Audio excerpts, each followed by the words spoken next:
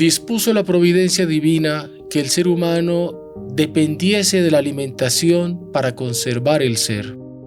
Para restaurar las energías perdidas, el ser humano tiene que alimentarse. Para celebrar los grandes momentos, se prepara un banquete, en una boda, en un cumpleaños, para celebrar un sacramento. Una visión católica de la Biblia con los caballeros de la Virgen.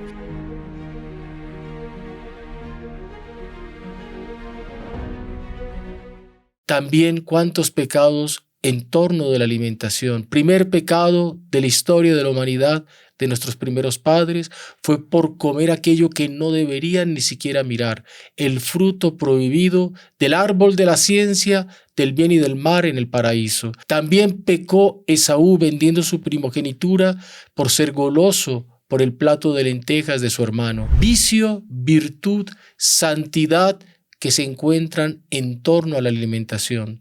La alimentación, Dios la constituyó en los seres vivos y sobre todo en el ser humano con vistas a un fin más alto. Y ese fin más alto fue el mismo darse como alimento de todos nosotros. Quien no come mi carne y no bebe mi sangre no tendrá vida eterna. Afirmación que encontramos en el Evangelio de San Juan, en el capítulo 6, en el discurso de pan de vida que produjo la división de muchos de aquellos que seguían al Señor. Cuando el Señor afirma esto, muchos comenzaron a murmurar. No entendieron y colocaron en duda las palabras del Señor. Pensaban que se refería a un canibalismo, mas era una realidad sobrenatural, que viendo los milagros que él había operado, recientemente había multiplicado los panes, ese milagro de los panes multiplicados es el único milagro que se encuentra unánimemente en los 4 evangelios, en los 3 sinópticos y en el Evangelio de San Juan. Descripción bellísima y sublime que vemos en el Evangelio de San Lucas, en el capítulo 9, en el propio Evangelio de San Juan, en el capítulo 6. Multiplicación de panes, una multitud que seguía al Señor, que estaba allí en el lago de Tiberíades, que le piden sus discípulos que tenían una visión humana, mundana, corta de aquello que era el Maestro.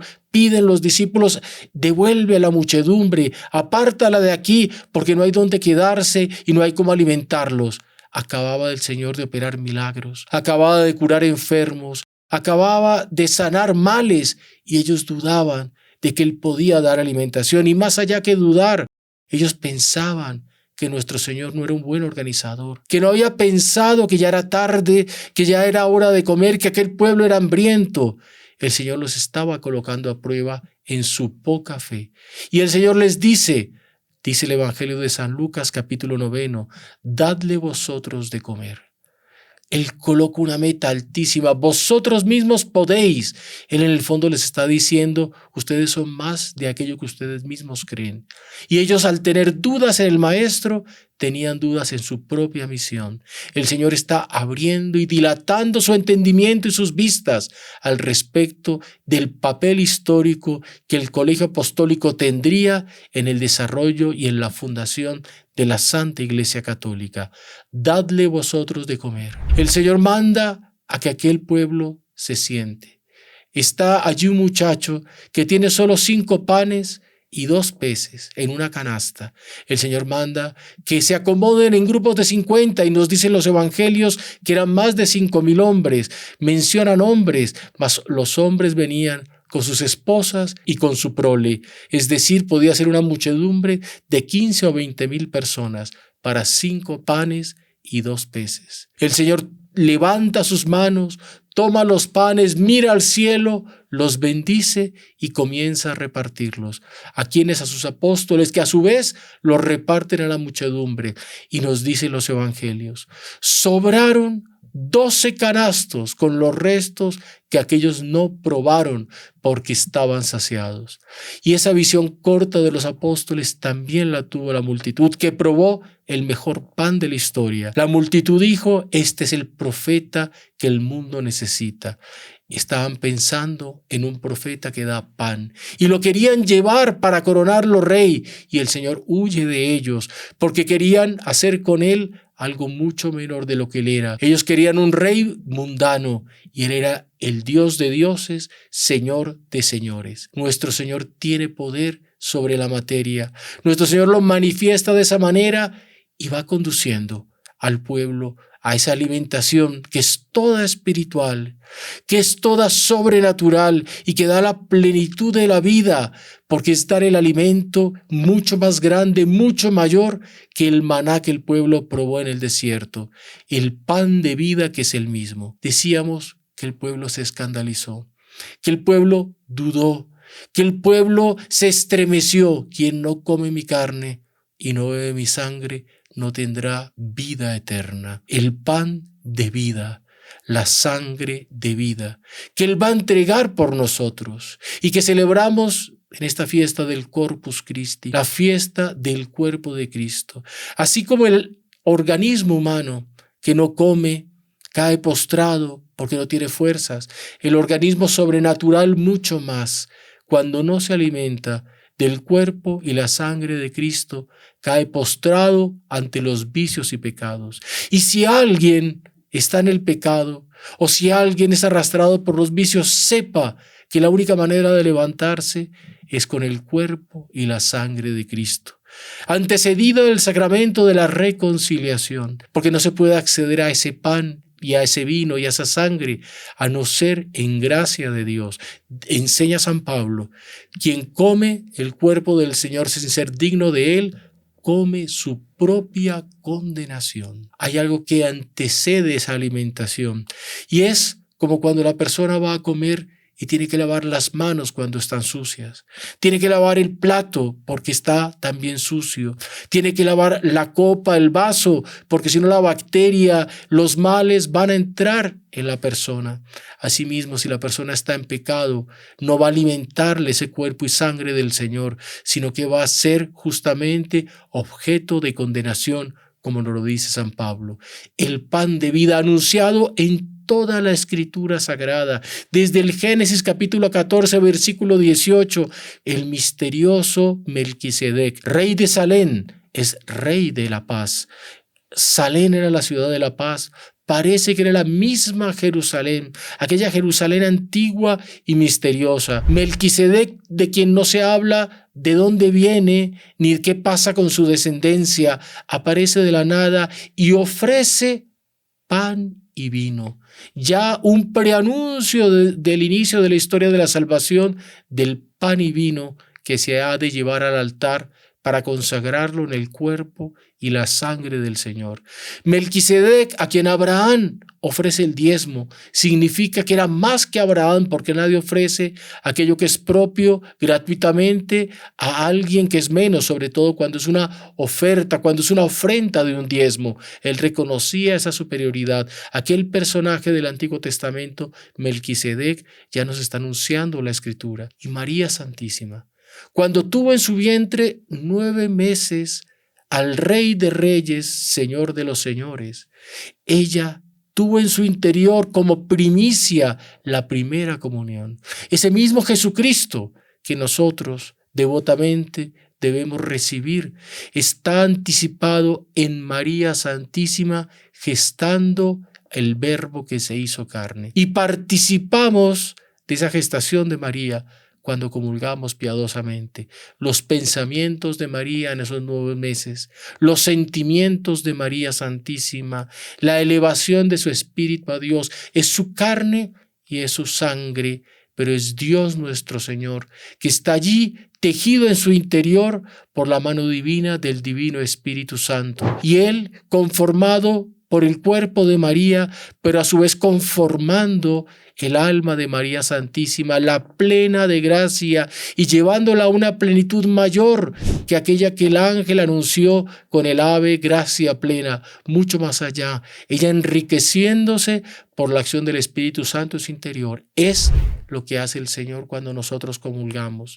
Nos protege de los males, apaga nuestras pasiones, nos aleja del pecado, alimenta el alma, hace con que se dignifique nuestro ser. Y esa comunión que debe ser frecuente, ojalá que cotidiana, ojalá que incluso, si posible, más de una vez al día, lo permite el Código de Derecho Canónico de la década del 80, que permite la segunda comunión desde que sea asistiendo a la Santa Misa una segunda vez. La Iglesia regala y permite esa comunión, una gran devoción de Monseñor Jones con amigo Cladías, que ha transmitido hasta obra de los Caballeros de la Virgen, de los Heraldos del Evangelio, para que nosotros nos alimentemos por excelencia del cuerpo y la sangre de Cristo. Aquello que escandalizó y que dividió a los seguidores del Señor, escandaliza a muchos en nuestro mundo y divide aún muchos. La Eucaristía es también piedra de escándalo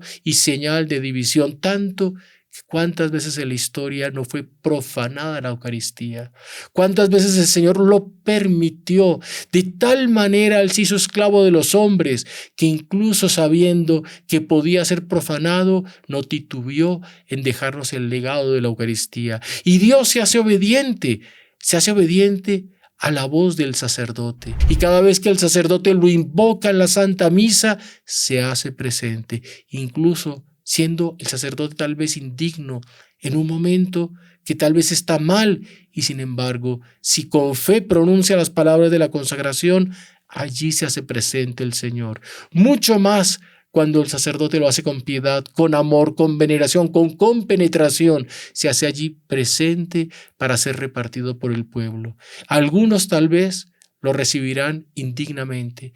Ya la primera vez que la comunión se repartió entre aquellos 12, había uno que no era digno de ella y que no se alejó de la mesa y que por aparentar estuvo allí para recibir ese cuerpo y sangre del Señor de manera indigna. Y a pesar de eso, el Señor no titubeó en darnos el beneficio de la Sagrada Eucaristía, el cuerpo y la sangre de Cristo, que se perpetúan por el sacramento de la Eucaristía, que perduran en la Iglesia en los momentos de gloria y en los momentos de decadencia, en las catacumbas, en medio de la persecución, en los momentos de gloria, de coronación de un rey con la Santa Misa, en el momento en que un niño se acerca al sacramento de vida de la Eucaristía, de la primera comunión. Así, allí para aquel pequeño, dejad que los niños vengan a mí, se actualiza y el Señor se entrega a sus niños en la primera comunión, que debe ser temprana, que no se puede dejar para después. Algunos hablan, no, tiene que ser más maduro, 12, 14 años. No, San Pío X, ya en el siglo XX, a inicio del siglo XX, él permitió que los niños recibieran la comunión con una visión católica universal, contraria a la mentalidad protestante y tacaña que quiere alejar de la Eucaristía a los pequeños y a todos los humanos. El Papa San Pío X abrió la puerta de la Eucaristía para que los niños, desde el momento del discernimiento, de la discreción de la razón, desde los 7 años reciban la Eucaristía. Entre más temprano, mejor, porque preserva de los males, evita los pecados, fortalece las virtudes, dilata el entendimiento, enriquece los dones, sobre todo nos da la fortaleza en los grandes momentos de dificultad para la práctica de la virtud. En los momentos más difíciles de la historia de la Iglesia, allí está el viático que es la Eucaristía dada al moribundo, viático porque es aquello que le va a dar el viaje para el reino de los cielos. En los momentos de persecución, en las catacumbas, santos como San Tarcisio, que llevaba un niño a la comunión para que fuera distribuida en torno a los fieles, para que perseveraran en medio de la adversidad. La Sagrada Eucaristía celebrada en medio de las guerras, en campos de batalla, la Sagrada Eucaristía celebrada con piedad, tal vez también con indiferencia y asistida con desdén por cuantas personas, pero sin embargo el Señor está allí y Él no se doblega ante la indiferencia de los hombres, y en los evangelios afirma: con ardiente deseo quise comer esta Pascua con vosotros. Ardía de deseo el Señor, y amor con amor se paga. De nuestra parte debemos retribuir con ardor, retribuir con entusiasmo, con espíritu eucarístico, con adoración eucarística al Señor en la especie sagrada, en lo alto de la custodia, allí esperando ser adorado por los hombres. Mis alegrías son estar con los hijos de los hombres, dice el Señor en los evangelios. La alegría de Él es que lo visitemos a este divino prisionero en el tabernáculo, que lo adoremos en la hostia sagrada. Y si el sol trae beneficios para el ser humano, el sol que es necesario para sanar cuántas enfermedades sabemos que transmite la vitamina D a aquellos que la necesitan, el sol de justicia que es Dios nuestro Señor, cuántas enfermedades, cómo broncea de manera sobrenatural y torna dorada el alma que a Él se acerca, el alma inocente que le suplica, que por intermedio de María Santísima acude al pan de vida para mantener la vida de la gracia, para mantener la vida de la familia, para mantener la vida de aquella situación difícil que se está deshaciendo, pero es la Eucaristía, pendor de salvación, la que consolida los hogares, consolida el rumbo y el camino en la virtud a cualquiera que a ella se acerca. Comer la carne de Cristo, beber la sangre de Cristo, y por ello ser alimentados de una manera exuberante, alimentados con un gaudio inmenso.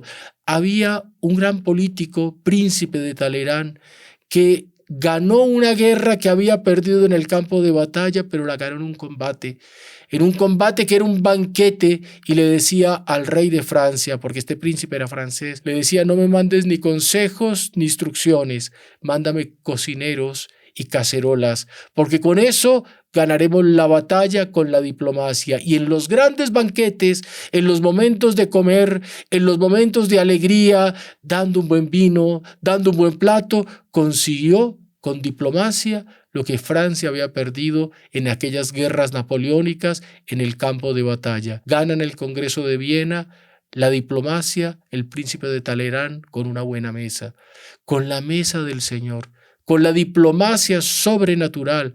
¿Cuántas almas se conquistan? ¿Cuántos indiferentes se atraen? ¿Cuántos corazones desgarrados se consuela? Es un canto que queremos hacer a la devoción eucarística. Es un apelo, es un llamamiento al amor, como nos lo enseñaba Sor Josefa Menéndez, un llamamiento al amor eucarístico, al amor de Cristo, a pagar con amor esa dádiva inconmensurable del pan de vida del cuerpo de Cristo. Un pan que restaura, que sana, que alimenta, que demuele murallas de odio, que hace con que se construyan palacios de amor desde que los hombres le digamos sí al pan de vida, al cuerpo y la sangre del Señor.